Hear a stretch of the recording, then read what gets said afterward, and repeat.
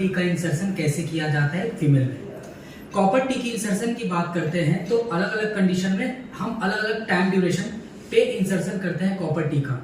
Basically copper T mainly दो type के ज्यादा जो फेमस है, एक तो है कॉपर टी 380A, दूसरा है कॉपर टी 375A। 375A को और कॉपर टी 380A को डिफरेंशिएट करना बिल्कुल आसान है। 380A वाले जो है वो बिल्कुल ट्रांसवर्स टी होंगे और 375A वाला वो थोड़ा इस तरीके से मुड़ा हुआ होगा। सो आज हम लोग जो कॉपर टी का इंसर्शन का देखने जा रहे हैं वो बेसिकली कॉपर टी 380A का देखने जा रहे हैं। देखने से पहले कि प्रोसीजर होते कैसे, उससे पहले हम देखना चाहते हैं कुछ इंपॉर्टेंट पॉइंट्स। जरा स्क्रीन पे ध्यान दीजिए। The timing of copper T insertion, कब कब हम कॉपर टी को इंसर्शन करेंगे उसके बारे में देखिए। कॉपर टी हमारा क्या है, एक इंट्रायूट्राइन डिवाइस है। पहले क्या करें, ड्यूरिंग मेंस्ट्रुअल साइकिल, मतलब कॉपर टी इंसर्शन करने का सही समय होता है during the time of the menstrual cycle. जब कोई फीमेल मेंस्ट्रुएट करती है तो during the last day of the menstrual cycle you can easily put up this device that is called the copper T 380A। क्यों? क्योंकि during the last time of the menstrual cycle, last day of the menstrual cycle, cervix थोड़ी dilate होती है, तो उस दौरान आप इस इंस्ट्रूमेंट को आसानी से पुट अप कर सकते हैं into the uterus of the female. Second है हमारा पोस्टपार्टम। इट मीन्स कि जब कोई फीमेल आफ्टर डिलीवरी, जब बेबी को वो प्रोड्यूस कर चुकी हो और प्लेसेंटा निकल चुका हो, immediate postpartum with in 10 minutes of placental delivery, मतलब कि वो फीमेल का बेबी बाहर निकल चुका है और साथ साथ प्लेसेंटा भी बाहर निकल चुका है। प्लेसेंटा निकलते के साथ ही 10 मिनट के अंदर में आप चाहें तो कॉपर टी का इंसर्शन कर सकते हो। तो ये केस हुआ पोस्टपार्टम का। पहला केस था during the time of a menstrual cycle, दूसरा है postpartum after delivery of the baby and removal of the placenta within the 10 minutes you can easily put up. Third one है postpartum between 48 hours and 4 week. Let suppose baby का placenta बाहर निकल गया, फिर भी आपने उस 10 minute में आपने नहीं, हो सकता है कि आपने कॉपर टी का इंसर्शन नहीं किया, तो आप क्या कर सकते हैं कि 48 घंटा से 4 वीक के भीतर, 48 घंटा से 4 वीक के भीतर आप आराम से कॉपर टी का इंसर्शन कर सकते हो इन फीमेल जो पोस्टपार्टम, जो बेबी दे चुकी है। Fourth one is the insertion can be done at any time if the woman is not pregnant. तो इसमें कोई दिक्कत नहीं है कि अगर कोई फीमेल जो प्रेग्नेंट नहीं है तो उसमें कोई भी टाइम पे आप इंसर्शन कर सकते हैं, उसमें कोई दिक्कत वाली बात नहीं है। And the last one is the fifth, post abortion. Abortion कहने का मतलब है कि जो बेबी 28 वीक से पहले माँ के गर्भ से बाहर निकल गया हो, चाहे वो सर्जिकल प्रोसेस से बाहर निकले और चाहे वो मेडिकल प्रोसेस से बाहर निकाले। हो सकता है वो बच्चा अच्छा डेवलप नहीं हुआ होगा और 28 वीक से पहले वो बच्चे का क्या हुआ, डेथ हो गई, जिसके कारण से उस बच्चे को बाहर निकाला गया, दैट इज कॉल्ड एबॉर्शन। तो उस केस में क्या करना है कि inserted immediately after an abortion. जैसे ही एबॉर्शन कंप्लीट हो जाएगा आप इमीडिएटली तुरंत कॉपर टी का इंसर्शन कर सकते हैं। तो हम लोगों ने देखा ये कि कब कब किस टाइम पे कॉपर टी का इंसर्शन कर सकते हैं वुमेन पे। मैं स्क्रीन पे साइड हट जाता हूं, एक बार इसको आप अच्छे से देख लीजिए। Now we are talking about the कि कैसे हम कॉपर टी को इंसर्ट करते हैं, इसको नेक्स्ट वीडियो में देखेंगे। सो हम लोग प्रोसीजर्स को देखते हैं कि कैसे कॉपर टी को इंसर्ट करेंगे इन अ फीमेल, किसमें कब करेंगे, टाइम ड्यूरेशन मैंने आपको पहले बता दिया है, जरा ध्यान देखेंगे। सबसे बड़ा इंपॉर्टेंट बात होता है कि कॉपर टी इंसर्शन करने के लिए आपके पास इंस्ट्रूमेंट क्या क्या अवेलेबल होना चाहिए। मैंने इंस्ट्रूमेंट आपको सारा ऑलरेडी पढ़ा रखा है, तो मैं आपको दिखाता हूं। सबसे पहला इंस्ट्रूमेंट है that is called Sims speculum, जो कि पोस्टीरियर वेजाइनल वॉल को रिट्रैक्ट करने में हेल्प करेगी।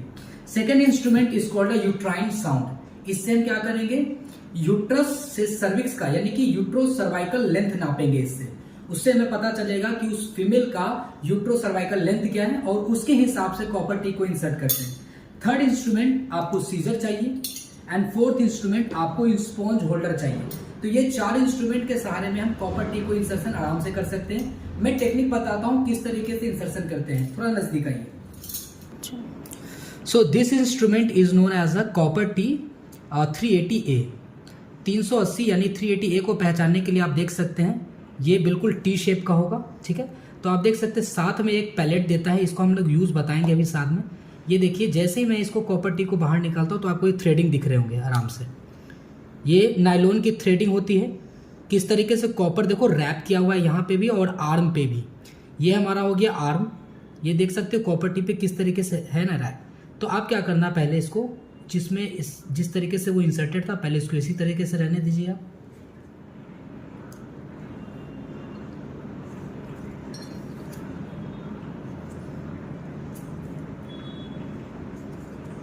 फर्स्ट ऑफ ऑल आप क्या करेंगे कि इस कॉपर टी को ऐसे मोड़ के इसमें आप पहले इंसर्ट करेंगे इस ट्यूब के अंदर में।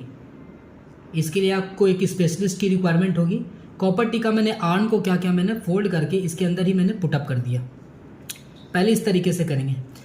इसको यूज़ करने से पहले हम क्या करेंगे, सबसे पहले हम इंस्ट्रूमेंट लेंगे that is called Sims speculum. इससे हम क्या करेंगे, पोस्टीरियर वॉल ऑफ वेजाइना को नीचे की ओर अपलिफ्ट करेंगे। नीचे की ओर अपलिफ्ट करते के दौरान ही हम क्या करेंगे, सबसे पहले यूट्राइन साउंड का इंस्ट्रूमेंट का यूज करेंगे। जैसे ही मैं यूट्राइन साउंड को अंदर डालूंगा तो यूट्रस के upper portion that is called fundus region पे ये जाके रुक जाएगा। इससे अपने को ये आइडिया लग जाएगा कि सर्विक्स से यूट्रस का लेंथ कितना है। तो जैसे ही मुझे सर्विक्स से यूट्रस का लेंथ पता चलेगा मैं उसको मार्किंग कर लूंगा। यहाँ पे यूट्राइन साउंड इंस्ट्रूमेंट पे मैं मार्किंग कर लूंगा। मार्किंग करने के बाद मैं क्या करूंगा, ये हमारा कॉपर टी इंस्ट्रूमेंट लेंगे और उसको हम यहाँ पे रख के बराबर पे रख के मार्किंग वाले रीजन पे देखेंगे। लेट सपोज यहाँ पे मैंने मार्किंग किया है तो मैं क्या करूँगा, इस ब्लू वाले रीजन को चैनल को नीचे की ओर थोड़ा सा पुशअप करके बराबर लेंथ पे ले आऊँगा मैं। तो मैंने क्या किया कि first of all uterine sound को मैंने इंसर्ट किया into the vagina of the female और हम लोगों ने यूट्रो सर्वाइकल लेंथ नापा।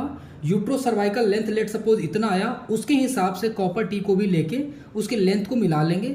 After submerging the length of the copper T with the help of the uterine sound we now use the this instrument. उसके बाद क्या करेंगे, हम इसको इसमें इंसर्ट करेंगे, अंदर की ओर डालेंगे। डालने के बाद फिर क्या करेंगे, जेंटली फीमेल के वेजाइना के थ्रू सर्विक्स से होते हुए इसको अंदर की ओर डालेंगे और जहां तक मैंने इसको मार्किंग किया था उस मार्किंग पे लाके छोड़ देंगे।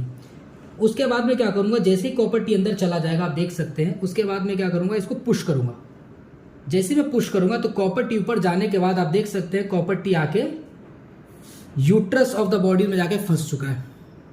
जैसे ही वो यूट्रस ऑफ द बॉडी में फंसेगा उसके बाद इस पैलेट का हमारा कोई काम नहीं है।